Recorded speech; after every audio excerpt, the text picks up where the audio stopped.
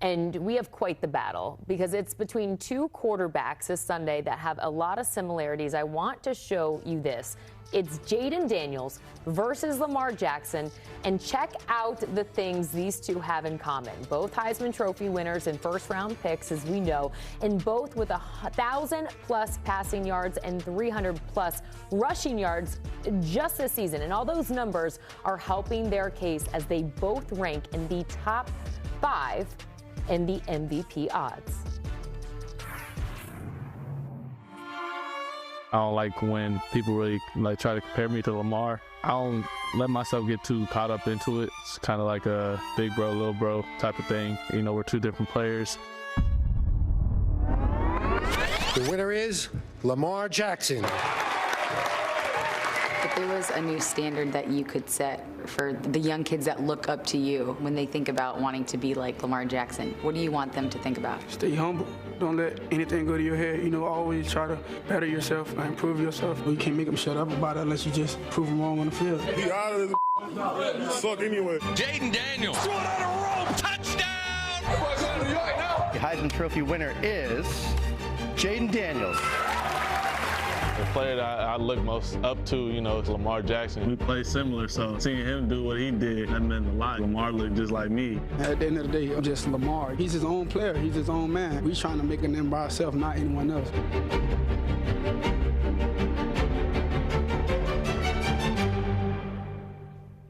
All right, let's get some more voices in here on HQ Spotlight. We have some burning questions ahead of this weekend, and so for the answers, let's welcome in CBS Sports NFL writer Tyler Sullivan. Tyler, it's great to see you. Let's go ahead and switch our focus to the MVP race as we got a good one on tap between Lamar Jackson and Jayden Daniels. The discussion really ramping up for Commanders QB Jayden Daniels, who faces Lamar this weekend. Are we looking at a big MVP leap if Jayden Daniels beats Jackson this week? Yeah, I think so. And I'm actually surprised that his odds are where they're at. They're like a plus 1,100 right now.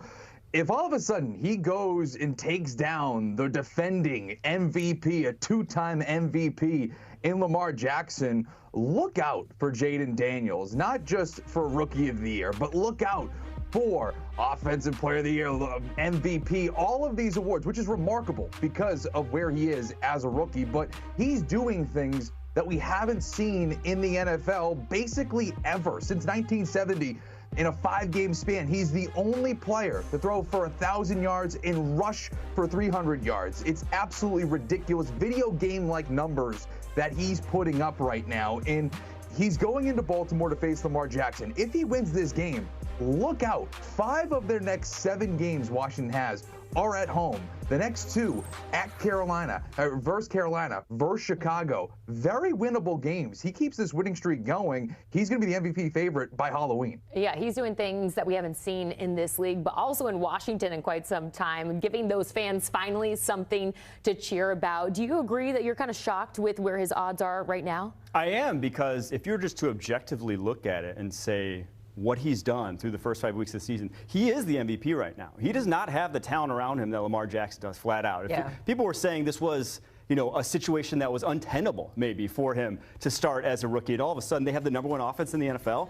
It doesn't happen by accident. It happens because this guy is a special talent. On pace for over 1,000 rushing yards as a rookie. Well, I mean, truly unprecedented stuff what he's doing right now. And yeah, he is a rookie, maybe comes back down to earth, but we've been saying that for a few weeks now, and he hasn't yet. So I don't think it's going to happen against this Baltimore Ravens team. All right, well, we'll see what he's able to do this upcoming Sunday. The Ravens are the home team, favored here as well by a touchdown. Katie Mox is actually going to have a game pick for us later on in this show. Yes, she is. She's got a lot of game picks coming up. Let's keep this rolling and talk about the game that I am most excited for. Of course, the Lions at the Cowboys. And guys, if we remember this game last year, it was very dramatic, right? It came down to the last minute. We had a wild 4th down call by Dan Campbell. It ended up winning a 1-point victory. But our Kyle Long, your podcast co-host, actually had a chance to interview David Montgomery yesterday, I believe. And so I love nicknames. We get a cool new nickname for the running back duo in Detroit, Sonic and Knuckles. And here's the quote. David Montgomery said, "I think we got a new name going around, and it's Sonic and Knuckles. It's cool. I like that one. I like it, too." Tyler, the only problem is I don't like that they have this nickname and they're facing my Dallas Cowboys defense that is without some of their best run stoppers in the game. So if you're the Cowboys, how are you going to contain this dual threat that we've seen out of Montgomery and Jahmyr Gibbs so far for the Lions? Boy, it is so apt to call them Sonic and Knuckles because it is so difficult to take down this running back tandem because they can beat you in so many different ways. You want to ground and pound, make it a physical style game? Well, David Montgomery's your Knuckles. If all of a sudden this turns into a high-flying affair, well, here comes Jahmyr Gibbs as your electrifying back out of the backfield. So it is no small task for this Dallas defense to take them down. The only thing that I can think of in terms of trying to slow them down a little bit is to try to gain a lead. I mean, that's really it at this point because, again, you can go in so many different directions, but they're like Novocaine. Like, remember the Titans. You just give it some time, and it'll work for this Detroit Lions running game. So, to me, if they can build up some sort of a lead and force Detroit into a little bit more of a passing script, that gives you a little bit of a puncher's chance, but overall, it could be tough sledding here for Dallas. All right, let's go ahead and move on here as we switch gears to the AFC North.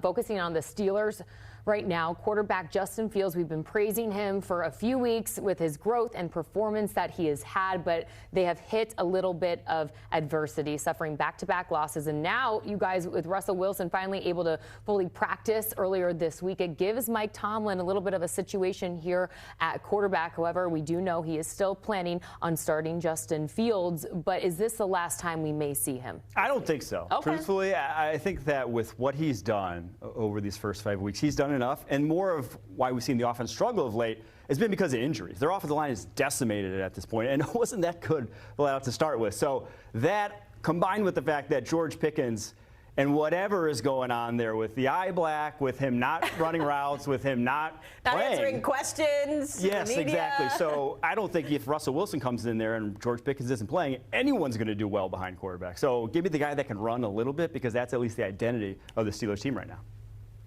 Yeah, I would agree with that. I think it would be a little bit difficult to just make the switch right now, especially if they win this game on Sunday, right? You're not going to take away your quarterback that's winning you football games. A little hairy right now. But overall, if he keeps leading them to victories, it's hard to imagine Mike Tomlin making a switch in that locker room. All right, well, the Steelers and Raiders kick off this game on CBS, slated for 4:05.